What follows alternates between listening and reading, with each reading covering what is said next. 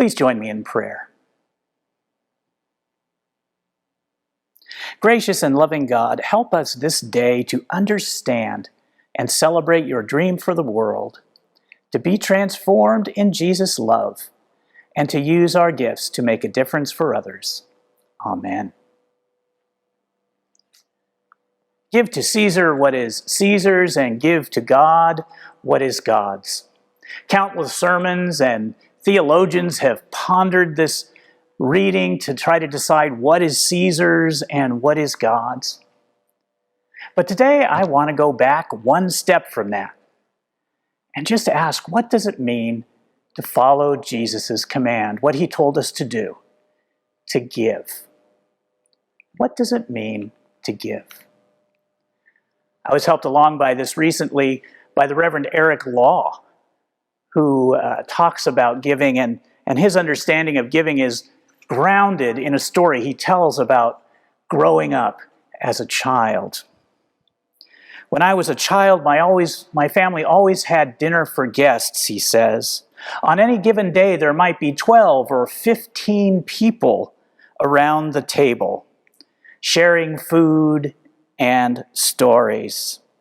I always thought we were wealthy people, he says.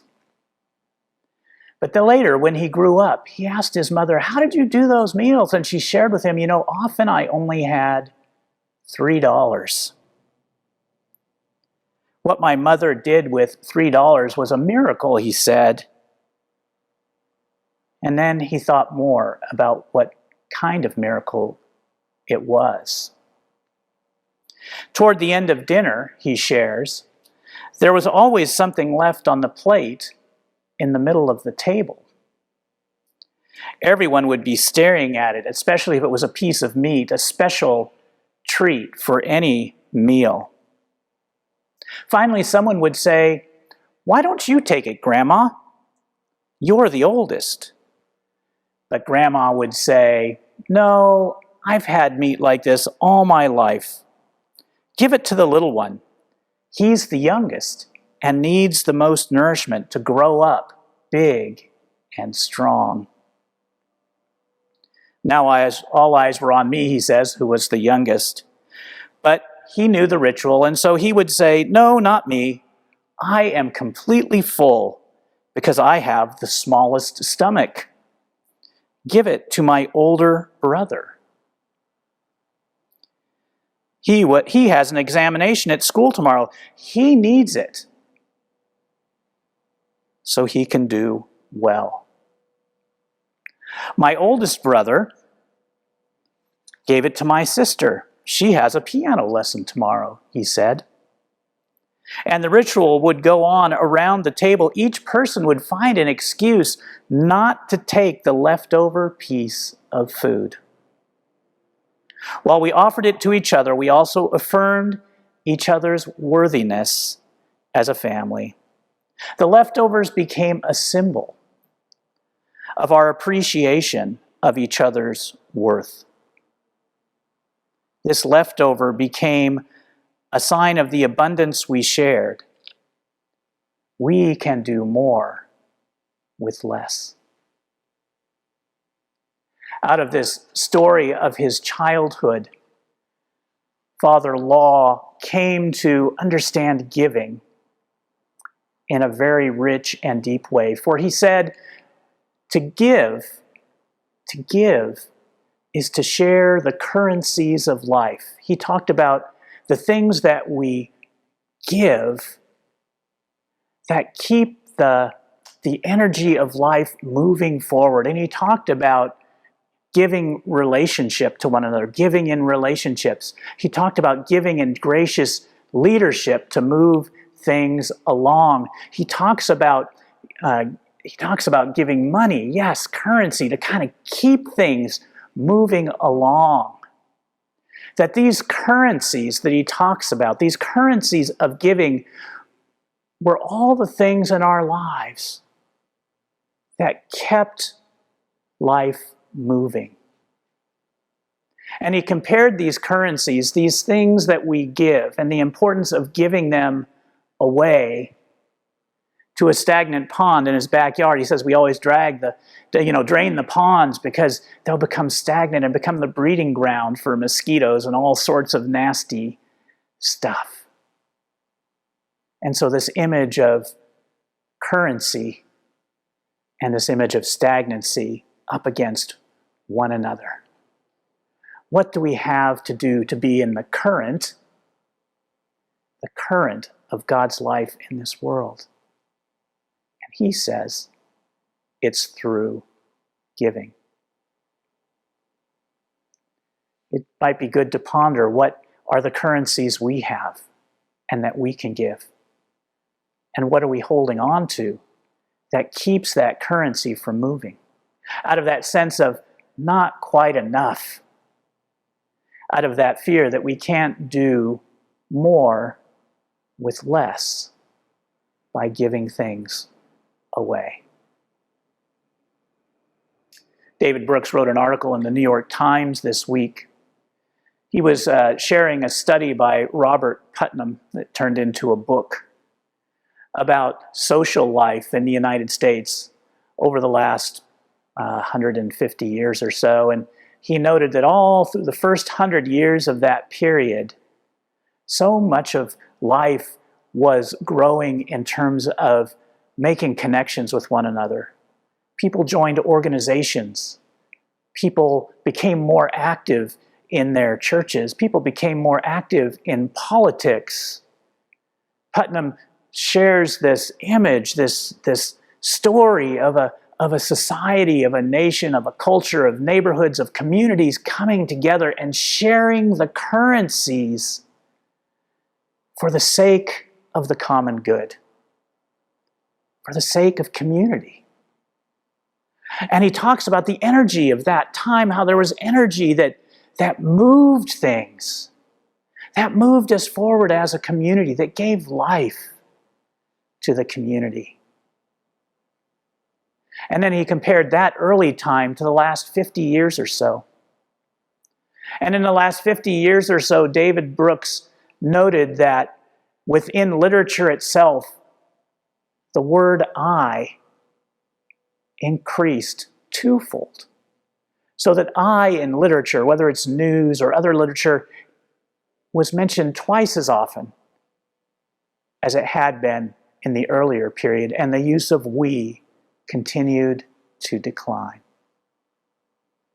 And so he notes that this is a time of increasingly selfishness and isolation when people began to hoard their currencies, to hoard the currencies of love and relationship, to hoard the currencies of money, so that now so few people own so much while so many others have so little.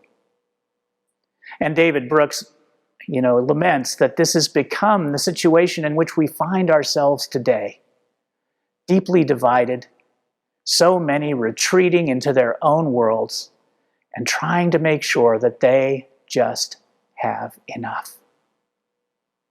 And lamenting, if he were to use Eric Law's image, that we have become, as a nation, and perhaps sometimes in our communities, in our families even, a little bit stagnant, holding on instead of spending, giving our way into life. I thought about these currencies when I thought about a couple of organizations that I really like. One is one that David Brooks mentioned in his article. He said a few years ago he joined this organization, or perhaps he founded it, called Weaving. They're called Weavers, and I get inspired by mission statements of these groups. This particular group is called Weave, the Social Fabric Project. On the front page of their website, they say this: "We are weavers. We believe relationships can transform our lives and our communities, and ultimately mend our deeply divided nation.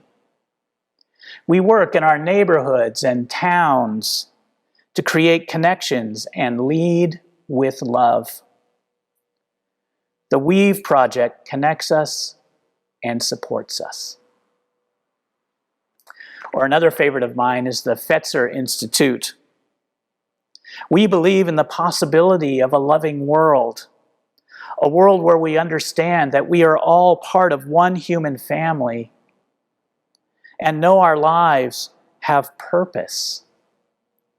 In the world we seek, everyone is committed to courageous compassion and bold love, powerful forces for good in the face of fear, anger, division, and despair.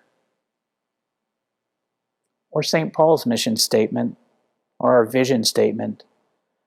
We envision a world in which God's embracing love is joyfully shared by all people.